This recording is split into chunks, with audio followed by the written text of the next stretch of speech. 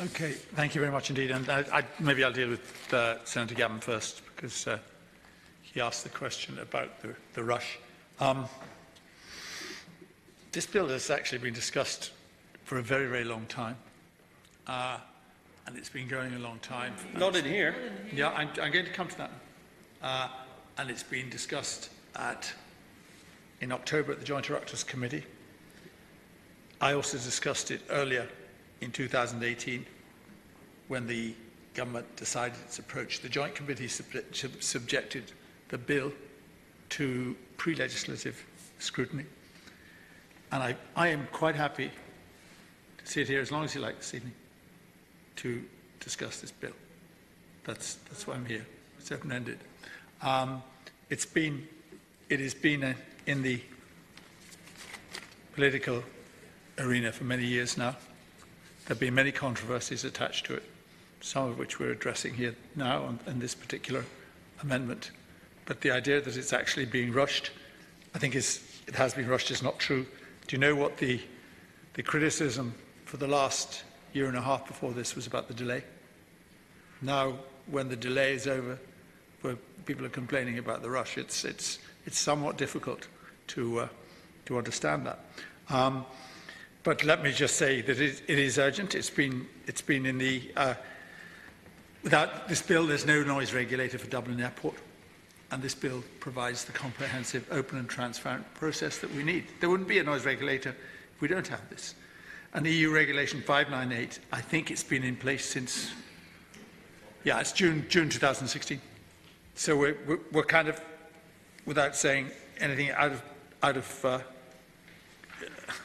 order, we're kind of late with this. It hasn't been rushed. It actually was delayed through no fault of any politicians or anybody else. So even myself, it was delayed for legal reasons, as you'll be familiar, because the original choice of noise regulator was actually opposed by the Attorney General. And that caused a delay as well. So it's been delayed many times, but we do need to move it on. The runway is now under construction, yeah, and everybody, including local residents, need clarity. Okay, the other issues which I might address very briefly. Yeah, Senator Norris said, I have a huge amount of respect for what you have to say and for your contributions, and I think it's very important that what you say is responsible. And I think I'm grateful to you for the fact that you withdrew the accusation of lying against Fingal County Council. It's also it's an unparliamentary expression. No, it's good. It was good of you to do it, and it's somewhat difficult to accept the accusation of political pressure, because I can say to you with my hand on my heart, I know nothing about it.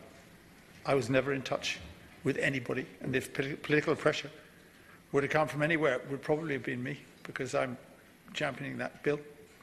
And to suggest that there was political pressure is wrong. It's wild. It's irresponsible. There are very good arguments on both sides of this for the different regulators. I've heard them all. But to suggest that there was actually political pressure put on the authority to change their mind is false. I know nothing about it, and nor I think would it, and I would know if there was any. So I just ask you to bear that in mind. Unfortunately, I can't accept these amendments. As I said last week when introducing the bill to this House, I firmly believe that Fingal County Council is best placed to undertake the role as noise regulator for Dublin Airport. The preparation of the bill has always proceeded on the basis that any enactment must provide a solid and proven administrative structure that can deal with noise fully in accordance with Regulation 598. That includes providing for effective interaction with existing planning, development and environmental laws and regulatory frameworks.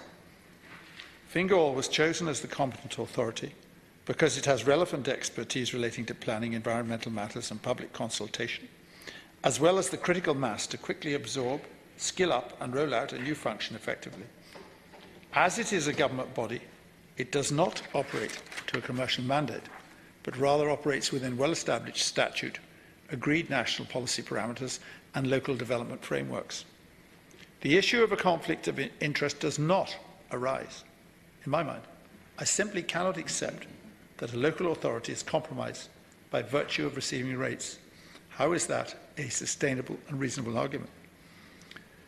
Specifically, on the matter of independence, there is no legal uncertainty around Fingal's independence in regard to Regulation 598/2014.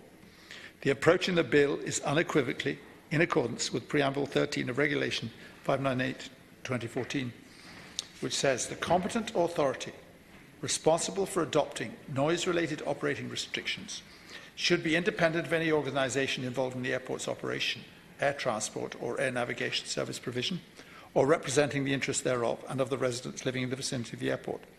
This should not be understood as requiring Member States to modify their administrative structures or decision-making procedures.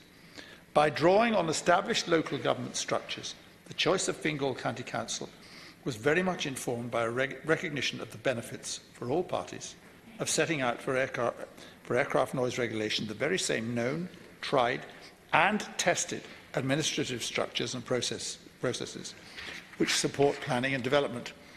For example, within local government, applying the approach to public consultation, appeals and application of environmental assessments. Doing so offers the best means of securing a robust and rigorous process, one that can be relied on to deliver an informed decision. There are checks and balances in the bill. The performance and actions of the noise regulator are governed by EU and national law. Bord Pleanála has full step-in regulatory powers under appeal. There is provision for a judicial review. And finally, there is provision in the bill for independent, external, periodic review of Fingal's performance as noise regulator. With regard to the proposed amendment to designate the Commission for Aviation Regulation as the noise regulator, I would first of all state that the Commission was examined as an option. However, the Commission has no expertise or any existing statutory remit in relation to environmental noise, environmental protection or planning and development, all of which are critical component parts of the bill. In addition, it has no current capacity or experience of running the type of extensive public consultations required by Regulation 598.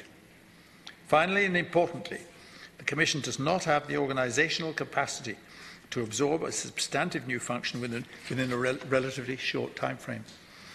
The Commission is a small economic regulator responsible for determining the maximum level of airport charges that can be charged at Dublin Airport, with some additional consumer protection functions with a staff of about 20. It simply would not be equipped to undertake the role of noise regulator in any reasonable time frame. Thank you, Minister.